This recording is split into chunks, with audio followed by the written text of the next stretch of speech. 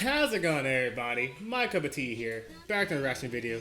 And today, we're here with a video that I really want to check out when I first saw it pop up, which I think was like a couple weeks ago, a few weeks ago, which is the Shonen Everyone Forgot. And this right here is from the anime called, hopefully I'm saying it right, I think it's called Mars or Mares. I'm not sure how to pronounce it, but that's what it's called. Oh man, I remember watching this when I was a kid, and I think, what was it? Was it on Toonami or it's a Cartoon Network? I mean, both the same, but it never like finished on that channel, like on that on that channel. So I think later on in my life, like when I was like maybe 11 or 12, I think I had to like go on websites to actually watch the entire series. This was quite a series that I don't think many people know about.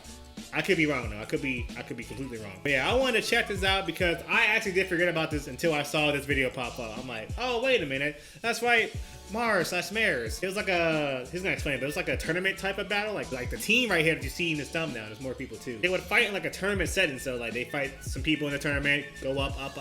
And this guy right here, I forgot these characters' names except for her. I think her name is, stop it. But I think her name right there on the right side of the thumbnail is Dorothy. The other two I forgot. I want to take a trip down memory lane and hear what Mugen has to say about this. So let's start this. I'm actually excited for this. Also, if you saw a red line underneath the thumbnail, I don't know why that's there. I never watched this video. Maybe like it auto played and I don't know, it was weird, but I never watched it. But enough talking, let's get on with the video. Support on Patreon. Alright. Mugen Bop. On February 5th, 1953, Walt Disney Pictures released their latest animated feature film based on J.M. Barrie's work of the same name, Peter Pan. Okay. This was one of the many films I loved watching when I was growing up. Peter Pan. I realized as I got older, the film itself reminded me more and more what it was like to be that young. And the absolute dream fantasy of being able to go on an adventure to a world completely different from my extremely ordinary one. At first glance, you may not realize it, but this premise of being sent to a world unknown is seen in one of anime's most popular subgenres, Isekai. Isekai roughly translates to another world, and usually follows characters sent to another realm of existence or another version of reality. One of the most popular full of anime guns, genres, games, or just genres, magic, swords, and of course, in manga and anime. Machines. Yeah, gotta have the vending machine. Anime, even for a little, hey, you Familiar would have Zero. seen an Isekai, as it is one of the most saturated genres with so many new series every year that it constantly struggles to reinvent itself. Regardless, the Isekai has so many different types of isekais. The time I've been recording has a slime, a spider, he said right there, a vending machine. I'm trying to think of the popular ones out there right now, or just popular in general. I mean, you know, there's a lot out there. Some weird ones that I'm not even gonna mention. And when you get to the mangas, it gets even more weird. But yeah. Has evolved since the 90s, which followed stories of female protagonists being enveloped in a world they hardly know and their journey to return home. To the current post-Sword Art Online era, where young males who all look the same are transported I think to Sword a Art Online started the whole genre off, world with RPG like making it like more mainstream popular, where they can live out their true power fantasy of getting stronger and getting girls. But amongst them all, there was one series that did feel different. A series that has been lost to time. A series that most forgot. Wait, was this an isekai? Was made long before the modern isekai boom. Was it? An isekai that doesn't actually feel like one. I didn't know. It just felt like a classic adventure story. It is here in the middle of 2003. Dang. That a gem of a story is buried. Oh, the ring. And I am, of course, talking about Meh. Oh, I didn't know. Wasn't it isekai? Wow. I mean, I didn't know what an isekai was back then. Like, it wasn't even a term, a genre back then. Now, I imagine there are two reactions you might have had when you clicked on this video.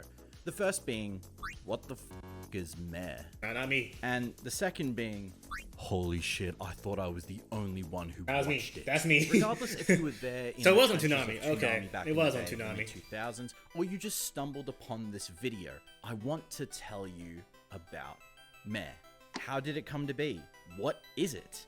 Why do I remember it so fondly? So sit down and join me as I tell you about a little series called Meh. Okay. Mare and Zatch Bell. Those two I feel like are slept on. Well, Zatch Bell I think is slept on a lot. I think there's like another Zatch Bell, like a manga happening right now. I'm not sure. I'm happy. Let's get it. I forgot all about Before this. getting into I what know makes like Mare almost nothing great, now. it is important to talk about who created it, as I think later we'll be able to distinguish why most have not heard of it. It starts with a man called Nobuyuki Anzai. Okay. Anzai made his debut in Shinjin Comic Taisho with an honorable mention, and from that he gained his first successful series Yeah, I know at what that the is. age of 23, and in 1995 created Flame of Rekka. I watched that. I actually watched that before. Yeah, I remember like there's one scene, I think, again, it's like another tournament anime, kind of. Yeah, it had a tournament in there. I think it is. I remember he like goes mad at one point and started beating the heck out of this one guy. I don't remember the entire scene. But yeah, I remember this too. I was in the anime phase back then. I was watching like all different types of animes back when I was like growing up in middle school / high school. I remember this. Yeah. Okay, yeah, let's get it. Story about a boy We lit. ninja named Rekka who discovers he has the power of the flame. Yeah. And with it, he must defeat a resurrected Like 50 foe something seeking episodes, I eternal think. life. This manga was quite popular and frequently showcased I never on read the the front cover manga. of Weekly Shonen Sunday, eventually becoming one of Shogakukan's most successful series, and in fact, Weekly Shonen Sunday's 10th best-selling series of all time. This earned Anzai some stars, and after 7 years, finished Rekka to work on his next project. Thus, on January 7th of 2003, Mare released in Weekly Shonen Mare. Sunday, I never read the titled manga of this. as Marekin Awakens Romance. Now, Okay. I know what you're thinking. What the fuck does that mean? At first I don't glance, it's know just a either. trio of words that suit a 2000s-esque anime, which is still true. But it actually ties to the plot of the story, as Märchen in German actually means fairy tale. Okay. And a fairy tale is how Anzai is presenting his series to us. The story of Mare follows Ginta, a Ginta. 14-year-old boy who dreams of a fairy tale land that he believes truly exists and that he hopes to visit one day. And it wasn't until 2007 that I myself saw Ginta appear on my TV with his fucking sick mid-2000s-esque rock opening. I don't remember this. Just listen to this. Let me hear it. Yeah, so YouTube copyright on this bit. If you want to see lame. this cool little skit I did, go to patreon.com/MyCupOfTea for the full thing. Thanks. I couldn't catch every episode that aired and in sequential order, but I didn't care. It was so new to me. Yeah, It was probably yeah, the first yeah. anime that I really understood the plot of and the Nah, intricacies not me. compared to Pokemon. But watching it again now as an older Hey, Persona bearded music. king, I finally understand what it was that made Mare so special. And that is how Ginta is represented as an isekai character. It's also how Mare is shown through the world building and its side Yeah, it is characters. So let's that guy, start yeah. with Ginta. I feel like I'm about to play Ginta Persona is again. quite truly the isekai protagonist before the isekai protagonist. Kinta. What actually makes him unique? Well, stop me if this sounds a bit familiar. He is not athletic and has terrible eyesight from playing video games. Yep. He doesn't have any kind of muscle or strength. Yep. And he has no academic proficiencies whatsoever. He struggles to pay attention and is often ridiculed by his classmates because Yep. of his fascination with fairy tales. It seems so cliche at first, but it actually adds a lot to his character, especially Ginta did it because first. he is given the choice to go to Mare. The reason this is important is because a lot of isekai protagonists are usually summoned to the world of the Yeah, they story, get dragged. typically outside of their control. A god or some other kind of being brought them there for A truck-kun.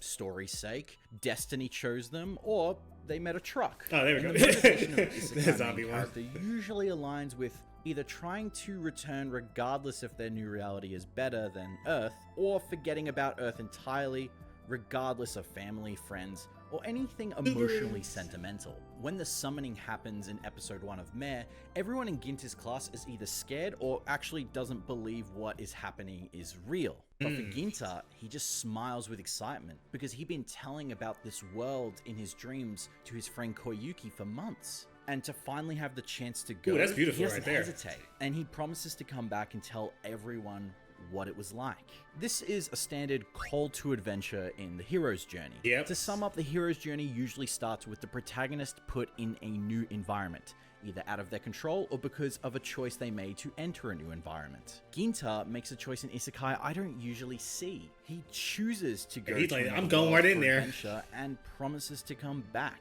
There's a clear intention and motivation. At the beginning of the story, Ginta knows that these dreams and fantasies will probably go away with time, and that even video games can't satiate this feeling for adventure. Acknowledging that he will probably grow up like everyone else, and this feeling of adventure will inevitably fade. But again, this is isekai. So when Ginta enters the realm of Mare and begins to adventure, he meets various characters and quite literally has the time of his life. If anything, this world suits him more than any other reality. And like a lot of isekai post-2016, the story revolves less around trying to get back to the real world as opposed to trying to craft a new life in this magical one. ReZero, Grimgar, no game, no life. And Mare seems to follow that same trend. Where's my season 2? Ginta meets Jack. Jack is one of the first people that joins Ginta on his quest, and that said quest becomes apparent when Ginta sees Jack's mother scolding her son out of fear of his well-being. And that's when Ginta remembers his mother. He remembers that he never said goodbye to his mother before leaving. She must think he has run away somewhere because of her. He realizes that while being in this magical world is a dream come true for him, he left behind people, and he's probably caused his mother so much pain with him leaving more than anything he could ever do. Isekai of today usually use the real world as an afterthought or a backstory for our characters, so we can relate to their general knowledge of the human world, but then through them experience this new one. But with Ginta, his wish to return home isn't for the sake of plot, but characters he has a relationship with, and that's all the more compelling than getting back because I have to. It's the real world. Yeah, I was gonna say, like, usually isekais nowadays, they don't really think about, like, the aftermath of, like, their decisions or if they get brung into a new world. Like, yeah, I used to live in Earth, but I'm here now. La, la, la, da, da, da. Ginta, my boy Ginta, he like, oh, shoot, damn. Wait a minute. I forgot to tell my mom, my other friends, my loved ones that I'm going to this new place. Dang. I gotta go back now.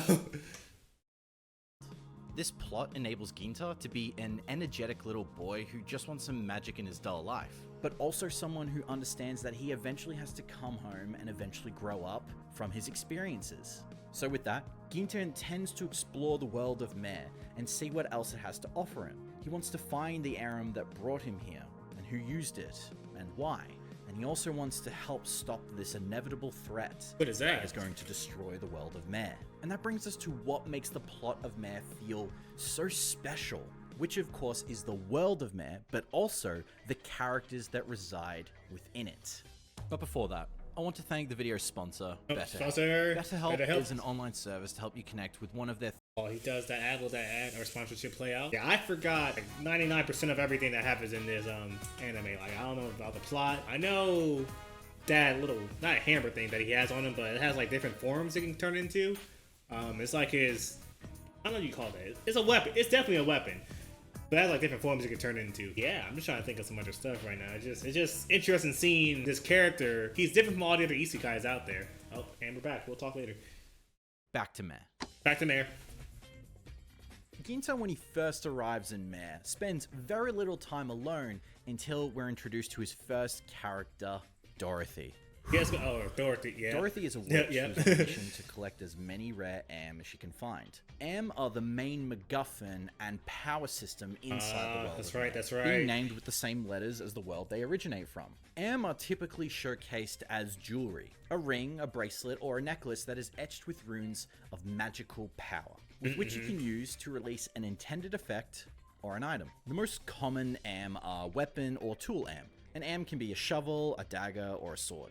And some weapon Am can have specific effects on a target or an environment. Next are Guardian Am, probably one of the coolest Am. Inside hold an entity that when summoned can be used to do battle for the world. I forgot about that she had on the her. Golem and Flying Lear in their amazing 2000 CGI glory. Listen, the drawback CGI. is We gotta take it back then. if it's an entity or an object, the user cannot move far from the spot when summoned or the spell will vanish. The last major one are Dimension Am. Dimension, they can vary okay. from creating something that can transport someone from one place to the next instantly, create a small dimension to hide, train, or send someone, even see events that are taking place in a far reach of the realm or in another realm entirely. The system may not sound very unique as a power system, but what is cool is how it ties character design to power. In Mare, if you see someone wearing an almost Kingdom Hearts level of accessories, they actually have a lot of abilities that you won't know what they'll do until they utilize it. Right, Is it a Ring of Lightning or is it just a spear? Is it a Guardian Am or is it a Dimension Am that's going to transport me to a world of spikes? It lets every battle have some tension based on weaponry. Never Now, know what's like I gonna said, happen with when you simple fight. Aram, they can be mass produced, so they're not very unique, and you probably will see a lot of the same kind, like Ring Dagger. But out there are Aram that are so rare, there might only be 3 or just 1 in existence. And it's that kind of Am that Ginta finds in the very first episode when he meets Barbo. Barbo is an Am that was sealed in a tomb years ago for unknown reasons. And he's the only known Am that is sentient, can speak, and has a mustache that damn good. Barbo is actually one of the many MacGuffin that litter the world of Mare. To sum up MacGuffins, they are essentially a plot device. They are used to push the story forward, and you can see them in any story you watch or read. Typically an item that is important to the characters or the world. It's an Infinity Stone, a wooden horse, it's a goober. The most compelling MacGuffins are items that represent something meaningful to the character, but also if the MacGuffin is an entity. The plans from Star Wars are a great example, because who has the plans? It's R2. By protecting R2, never watched Star Wars, never watched we it. end up protecting the plans. The ring from Lord of the Rings is infamous because it is a MacGuffin that is an extension of the villain, and while we do not want to lose the ring, its influence makes it harder for our heroes to travel with it and avoid danger from both friend and foe. Barbo being an ancient Am that has ties to the villains of the story, his lack of memory allows him to align with our heroes and be a friend rather than foe. It also serves a driving mystery as Barbo can't remember why he was sealed. And of course, the cherry on top is his personality. His attitude towards most people are that they should revere him due to the fact that he is an ultimate gentleman. In some panels, he can say the most compelling and beautiful lines that really push characters forward. And then in that next panel ask, "Is that gentlemanly enough? Pretty cool, huh?" These interactions with characters like Barbo actually help build Mare's worlds, as the characters we meet range from royalty to the common people to the morally dubious. I remember that dog. I mentioned Jack before, and it's because his story kind of mimics Ginta's in the fact that he needs to grow in a new environment even though he's from this world. Jack is one of the common folk of Mare and has spent his life taking care of his deceased father's farm for his mother. When we meet him, we learn that the land is being preyed upon by werewolves who steal the food at night. I just remember what Jack can do, like his powers. I just remember what he can do. Good. To protect their livelihood, Jack stands up to them with Ginta and Barbo's help. And the only reason he never had before was his fear. Fear that if he failed and was killed, his mother would have no one to care for her. But after fighting back, his mother begs him to join Ginta on his quest, to go out into the world and find his potential, because she knows that he can take care of himself. To talk more on characters, I'm going to have to spoil an event that takes place in episode 5 of the anime. It's in this episode that we meet one of the most pivotal characters in the story, Alvis. Your constantly serious young warrior, who is also voiced by Yuri Lowenthal in the English dub, and I'm a big fan of that, and there are other Sasuke comparisons I won't make, but Alvis experienced years ago the death of his companions, who were all killed by the chess pieces in the last Great War. And as they resurged to conquer Mare again, Alvis made a gamble. He used a rare dimension Am to summon a warrior of great strength and virtue to their world, so he can take on the chess pieces and defeat their head knight, Phantom.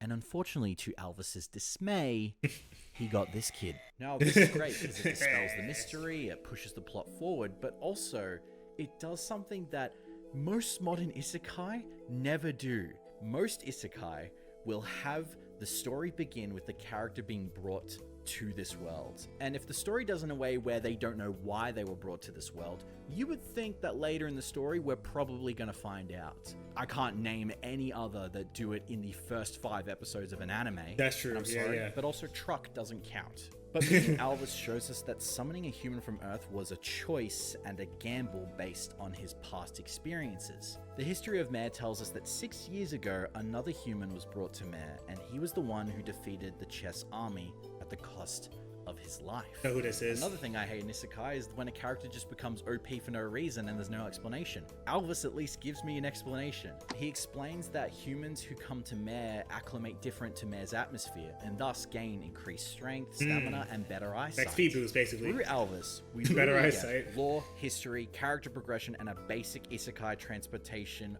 all made interesting. It also shows that Ginta wasn't necessarily chosen while this is all meant to be an adventure for Ginta, he rises to the challenge and decides to try, and decides to improve himself and train harder. World building in an isekai is something that should be important to the story, especially if we're going to be in this place for many, many chapters and episodes. And while some stories like Mare have unique lore and systems integrated, world building also requires characters that feel like they have lived in this world all their life. Without them, the world is nothing but a backdrop. And with the characters I've talked about so far, it makes it more than that. Anzai clearly just put in stuff that made him happy. Fairies? Yes. Witches? Yes. Dog that when falls asleep 3 times transforms into a Giga Chad? Why not? Fuck it. I'll make the main character's weapon a talking kendama. Well, I know about that one. Besides the joy of I know about that dog. So far, there are things not perfect about Mare. And I think it's important to highlight some of these because I don't want it to feel like let me hear it. Let me hear it. Nostalgia. The story is quite simplistic. Boy saves world. It really is that. And Ginta, when he's alone, feels like a very generic protagonist. It's only when he's with other characters like Babo and Jack that he feels very comedic. When on his own, with his own thoughts, it can be hard to see him as anything but generic. Foreshadowing is constantly overused for both future events, mysteries that I've mentioned before with Alvis, and also suspicious mystery characters that we haven't met yet.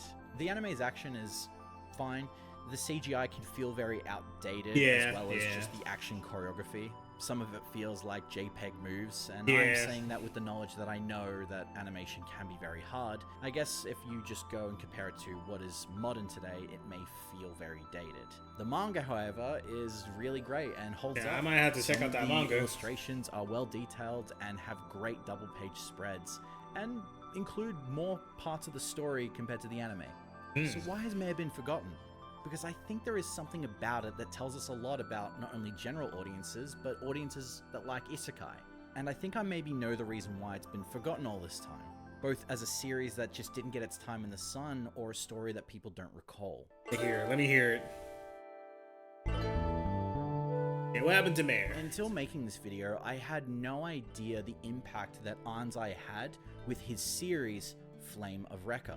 In its initial run, it was reported to have sold over 25 million copies in volumes. That's good, right? And successfully launched games, CDs of the anime soundtrack, and many DVDs. The series was also riding the high of the recently finished Yu Yu Hakusho series that followed a similar aesthetic of character progression. It looks familiar to Yu Yu Hakusho. I didn't want to say it. Of course, the odd fan service helped. Gotta have the fan service. Things haven't changed. Despite not knowing about Recca until making this video, I've come to see that Recca shared an audience that wanted more stories like Yu Yu Hakusho, and people who did read Weekly Shonen Sunday for Recca, and then eventually started reading Mare, found that Mare was too similar to Recca, and some of those similarities are quite apparent. Artists like certain kinds of designs for their characters, and may enjoy just drawing a certain archetype, and it can appear that Anzai is the same. Recca and Ginta, ponytails and sleeveless shirts, but also characters that resemble both Dorothy and Alvis are in Recca. Like the guy who made Fairy Tail. In Recca called Madogu. Like the guy who made Fairy Tail. I know he made this anime called, or this series called Enden Zero, which he uses some characters from Fairy Tail in that show. But it's just art style. I'm trying to think of some other animes. I can't think right now. But yeah. I agree. Dorothy and Alvis are in Recca. It would seem that weapons in Recca called Madogu bear similar traits to Aram, granting abilities to their wearers. Now, I wouldn't personally criticize a storyteller for trying to reuse concepts in one stories and maybe perfect them in a different one, but all of these combined might have been what caused Mare's influence to hit a ceiling. That doesn't bother me. Recca and Anzai have made unintentionally. But if you look at the Google Trend searches of both Mare and Recca, that ceiling well past 2004 seems to be quite apparent, as Mare never really reached above its predecessor. Now, to Mare's credit, it wasn't unpopular. The series received an anime and 4 video game adaptations for 3 different platforms. It was also proposed by Shonen Sunday to receive a sequel series called Mare Omega, which Anzai himself only wrote for, and instead allowed his assistant on Mare, Korichiro Hoshino, to be the main illustrator. As you can guess, it didn't run for very long. I think part of Mare's recollection in the West can also be tied to its presence on TV and when it premiered, airing on Cartoon Network in the Toonami slot 3 years after the manga began. Now, competition for anime in the West was already... Wait, I just realized that was Zash Bell. Wait a minute, my mind, I zoned out for a second. I just saw some Zash Bell. I zoned out. But 3 years after the manga. There it is, Zash Bell. Ah, Zash Bell. Ah. That's a good series. That's a good series right there. Began.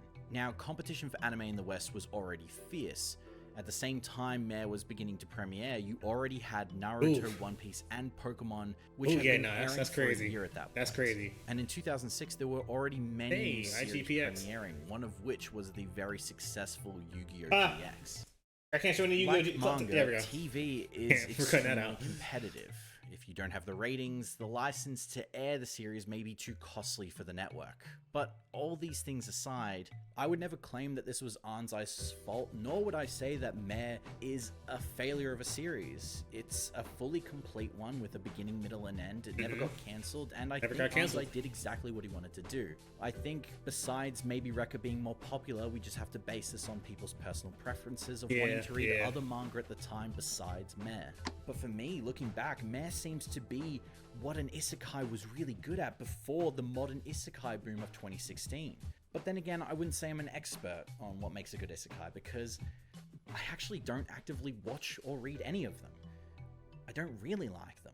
I've tried some. I've read some. Most that I liked never got finished, and the others just never spoke to me. And maybe that's why I like old stories that seem like isekai in terms of using the genre of transporting to another world as opposed to conforming to it.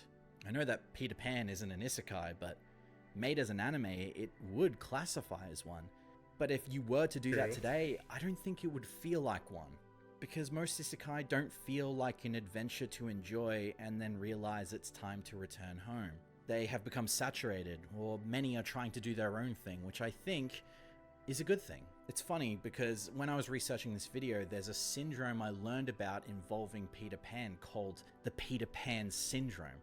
In fact, in the first chapter of the manga Mare, Ginta mentions it. It is a behavior pattern of rejecting to grow up, accept responsibilities, and initially reject the idea that you have to act or do what adults expect you to do. This isn't officially classified as a mental condition, and as someone who's consumed a lot of media in my lifetime, if you look at these behavioral patterns, you can guarantee you will apply to one or maybe more of them. I think maybe what I don't really like with isekai is this idea of escapism from one's own life. And I don't mean for a bit, I mean forever.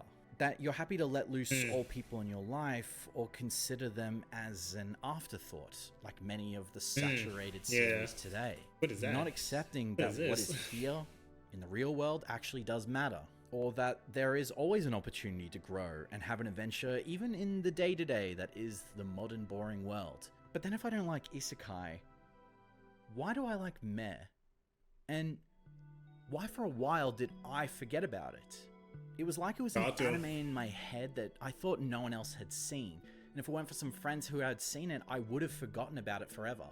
So I thought back when Peter Pan premiered to an audience full of aristocrats and high socialites. The absurdity of a boy able to fly and a nanny dog seemed, I imagine, quite humorous to adults. But as the story was told again and again and again as the years go by, the joy that was experienced between adults of a story about not growing up, I think they realized something. They forgot. They forgot what it was like to be a kid, and this helped them. He's making a heartfelt message right now. Not forever, mind you, but good for message. A single adventure. An adventure that you could go on and then eventually come back and go do it again, just not forever. Why did we forget series like Mare? I think it's because we forgot what it was like to be a kid. And when we watch modern isekai, we're still trying to chase that feeling. And sometimes it's good, and sometimes we just need to go back. But also, some of us got stuck here, like a reverse isekai in the real world for far too long. Ginta at first may seem like the kid who never wants to grow up, but really he just wants that adventure he could never have in his kind of life. Have these dreams be real once, and then come back to tell everyone all about his quest. Now, this might be the ramblings of a guy who spent the last couple weeks reading and rewatching this old adventure story I saw on Cartoon Network years ago. And I think I've told you enough of everything I've seen. So I'll ask you for one last time, and see if you want to go back for a bit. Do you remember Mare? I do. Now I do. Now I remember Mare. Hey everyone, thank you so much for watching. That I Jack hope and you Daxter. enjoyed the video. If you want to see more videos in the future, please subscribe as it helps the channel grow. And if you're feeling more generous, I have just launched a Patreon that you can find in the description below. There you'll be able to watch videos early before everyone else. Not only that, but the copyright-free and ad-free versions of every single video I upload right here on this channel. I also plan to post behind the scenes of every single video I upload, as well as a monthly Q&A. It helps support the channel and what I want to do with it in the future. So if you're inclined, Hey, Villain Saga, what? please check it out. How dare you? Oh, that's all from me. Thank you very much for watching. My name's Mugen. As always, have a good one. Mugen, okay, not Mugen, Mugen. I'm like, that sounds like the weirdest kind of manga. Oh, the video game anime adaptation ones. It's kind of weird. Yeah, I feel that. Round of applause. Round of applause from Mugen. Round of applause right there. Now, I feel like the reason why I forgot about Mare is different from his reason, which is, you know, the feeling of being a kid again. We forgot about that feeling. I feel like it's different from that, maybe. I think it's because I just forgot. I just forgot because all these other stuff I've been doing in my life. But that doesn't really make any sense. I remember, like, I think it's because it wasn't as impactful as the other old animes I watched, like Yu Yu Hakusho, Pokemon, Naruto, Dragon Ball. It wasn't like as impactful. But I remember Zatch Bell though. That's the thing. I remember Zatch Bell, but not Mare. Hold on. I don't know anymore. Hold on. Wait a minute. He might be spitting a little bit. Mugen might be spitting a little bit. Hold on. Wait a minute. I remember Zatch Bell, and for me, that's nowhere near as like more impactful or popular than Pokemon, Naruto, Dragon Ball, Bleach, One Piece, all that other popular animes out there I watched as a kid. Well, I remember Mare. I remember Zatch Bell. I don't know. I gotta come back to that. Shut up. Really good video. Really good video. I'm glad I didn't spoil what happens like more in the anime / series because I was about to. For a second. I was starting to remember some stuff. But nah, in case you guys want to read it / watch it yourselves, I'm not gonna say any more about the series. I agree that this is definitely a difference. This is definitely different from the other isekais, like the popular isekais out there that's currently out right now. He chose to leave, and he's planning on coming back. And he also remembers about the people that miss him. I think in the anime as well, they show scenes of the real world of like the people's perspectives of Genta, like how they feel about him, and like maybe they like the wish he comes back or something. I don't remember, but I think they might show scenes from that as the series goes on. Oh, this is really good. This is really good. I'm gonna subscribe to that. I kind of want to watch the anime. I kind of want to read the manga because I saw some of those panels. They were looking pretty nice. With how they was being drawn. I like that. I feel like another series that people forgot about, maybe, I don't know, is possibly Hitman Reborn, which I can understand why they forgot about it because like the first 50 episodes, ooh, that was pain. That was serious pain to get through. But after all, I was like, okay, now we're getting some good stuff. Shame it never finished. The anime never finished. That's a shame. I did read the manga though. The manga was nice. But yeah, I'm gonna get out of here. Getting a little hungry. Yeah, I enjoyed this. So, hope you enjoyed my reaction, and thank you for watching. My cup of tea is out of here. Deuces, y'all. All these years, I was probably mispronouncing the name of this series. I think I kept calling it Mare as a kid, or Mara as a kid, but it's actually Mare. Okay, yeah. This is nice. I might have to rewatch it, reread it again. Maybe both. I don't know. I don't know.